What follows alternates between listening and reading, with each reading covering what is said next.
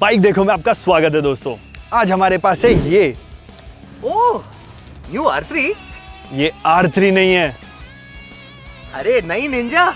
नहीं भाई, एक काम कर, तू इसका नाम ढूंढ, तब तक मैं अपना काम कर लेता हूँ। तो ये डिस्टर्ब करे उससे पहले हम बात करते हैं ओडिसी के इस इलेक्ट्रिक बाइक की।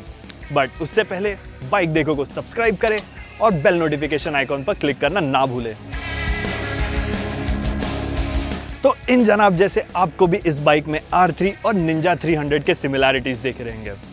तो सबसे पहले बात कर ही लेते हैं इसके डिजाइन की। ये है Odissi V6। Wrong answer bro.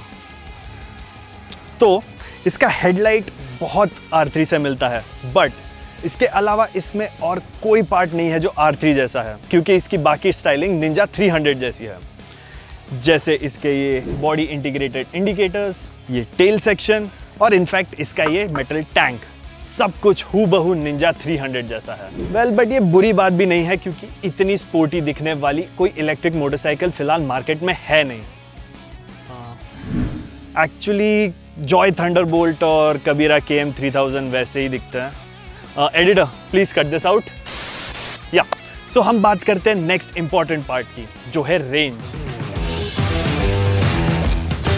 Odissi की ईवी ने हमें 143 किलोमीटर्स का रेंज दिया है, तो ये कम्यूटिंग के लिए बहुत बढ़िया ऑप्शन है और आपको इसे रोज चार्जिंग करने के लिए सोचना भी नहीं पड़ेगा। इसकी 4.32 किलोवाट की बैटरी 6 घंटे में चार्ज होती है, ऐसे कंपनी का दावा है। बट हमें इसे हर बार चार्ज करने के लिए 8 से 10 घंटे लगे। तो अगर आप इसे खरीदना चाहते हैं तो इसके बारे में आपको जरूर सोचना पड़ेगा। ओडिसी इसे सॉल्व कर सकती है एक बेहतर चार्जर या फास्ट चार्जिंग की सुविधा देके। और इसका चार्जिंग पॉइंट भी बहुत अजीब जगह पर है। मॉनसून्स में या गीले रोड्स पर चलाने का इसमें रिस्क हो सकता है, क्योंकि ये पॉइंट हमेशा पानी और कीचड़ के खतरे में होगा।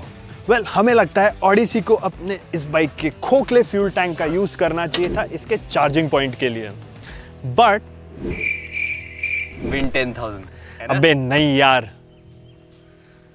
एनीवेज, तो हमने इसका ड्रेन टेस्ट किया था सिटी स्पीड्स पे इसके ड्राइव मोड को सिलेक्ट करके। तो अगर आप स्पोर्ट्स मोड यूज करेंगे तो शायद आपको रेंज कम मिलेगा। शायद क्यों? वेल, इसके स्पोर्ट और ड्राइव मोड का डिफरेंस समझने के लिए हमने इसका परफॉर्मेंस टेस्ट किया, और इन दोनों मोड्स में कुछ खास डिफरेंस नहीं है। वेल, एक्सेलरेशन में नहीं है, बट टॉप स्पीड में है। तो जहां ड्राइव मोड आपको 64 किलोमीटर पर आवर तक लेके जा सकता है, वहीं स्पोर्ट मोड पे आप 79 किलोमीटर पर आवर तक लेके जा सकते हैं। तो इसका स्पोर्ट मोड एक्चुअली स्पोर्टी नहीं है। और ये स्पीड मास्टर है ना? नहीं भाई, इसका नाम है इवोक्विस यहां पे। वेल, अब तक हम बात कर रहे थे स्पोर्टीनेस की, और इसका टॉप स्पीड तो छोड़ देते हैं, बट क्या इसका स्पोर्टी स्टाइलिंग इसके स्पोर्टी हैंडलिंग में भी आता है? इसके ये डुअल डिस्क ब्रेक और ये मोटे टायर्स देख के आपको लगता रहेगा कि इसकी हैंडलिंग भी वैसी स्पोर्टी है, बट ऐसा बिल्कुल नहीं है। वेल, इस बाइक को तो सीधा चलना भी नहीं पसंद है। ओडिसी ने अपने टेक्नीशियन को भेजा था और उन्होंने अपने हिसाब से वो इशू फिक्स तो किया था, बट ये बाइक अब तक सीधी नहीं चल पाती है। या तो ये सिर्फ इसी बाइक का इशू है, या तो ओडिसी को कुछ बेसिक्स जैसे कि कोन सेट सेटिंग्स और टायर अलाइनमेंट जैसी चीजों पर भी फोकस करना चाहिए। ये बाइक बहुत वॉबल होती है, और अगर आप हाथ की ग्रिप लूज करके चलाओ तो ये बाइक लेफ्ट की ओर गिर जाती है। इसका सस्पेंशन सेटअप भी काफी अजीब है। हालांकि ये टेलीस्कोपिक फोक और मोनोशॉक है तो निंजा जैसे, बट ये फंक्शन वैसे बिल्कुल नहीं करते। जहां पे इसका टेलीस्कोपिक फोक बहुत ही सॉफ्ट है, वहीं मोनोशॉक बिल्कुल ना के बराबर है। और फिर प्रॉब्लम आता है इन हार्ड कंपाउंड टायर्स का। यूजुअली टायर्स बहुत सारे छोटे मोटे खड्डे या फिर छोटे पत्थर का इम्पैक्ट एब्जॉर्ब कर लेते हैं, बट यहाँ पे ऐसा बिल्कुल नहीं है। स्टिफ मोनोशॉक और इन हार्ड टायर्स की वजह से आपको छोटे मोटे झटके सीधा पीठ पर लगते हैं। और ब्रेकिंग की बात करें तो वेल, ये भी कुछ खास नहीं है। इसमें डुअल डिस्क तो है, बट इसमें ना प्रोग्रेशन है, ना ही इसमें आपको फीडबैक मिलता है। और ABS और CBS ना होने के वजह से टायर लॉक बहुत ही आसानी से होता है। होपफुली ओडिसी इसे फिक्स कर देगा एक एटलीस्ट CBS यूनिट के साथ। तो अब बात करते हैं इस बाइक के फीचर्स की।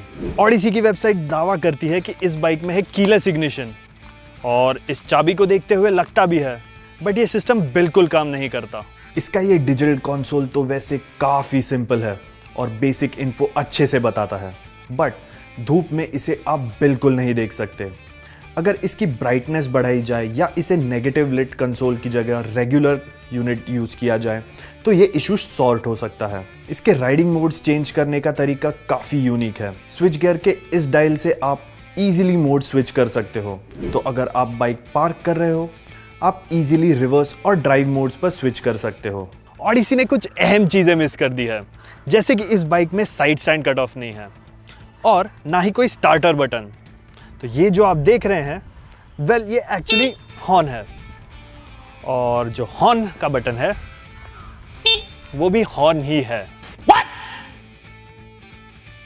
तो अब चाबी घुमाते ही इस बाइक को ऑन कर देते हो, और अगर आपने किल स्विच ना दबाया हो और अगर आपकी बाइक पार्क मोड में ना हो तो गलती से एक्सेलरेट होने पे ये बाइक आगे चली जाएगी, जो सेफ्टी वाइज थोड़ा रिस्की है।